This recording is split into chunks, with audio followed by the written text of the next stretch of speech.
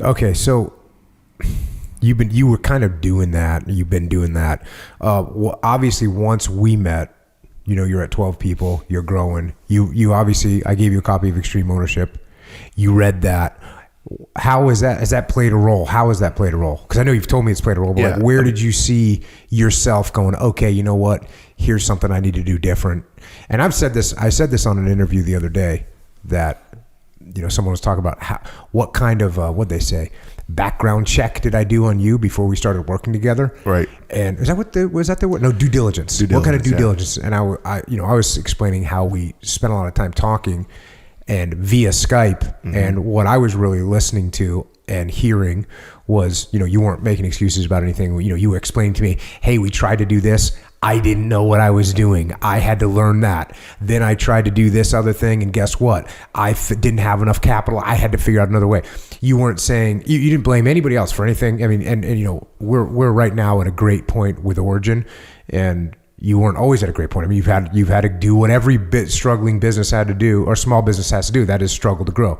And when I talked to you, you already had the attitude of taking ownership of everything you could. But I know in talking to you that you've also pulled a lot of stuff out and said, oh yeah, this is had an impact. Oh yeah. I mean, there's tons of stuff. First of all, what jiu-jitsu has done for me is exposed me.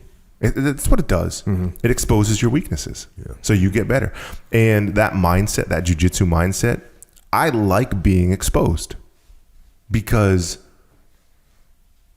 our brains have changed, right? Mm-hmm. And I think that's what makes this work. Like if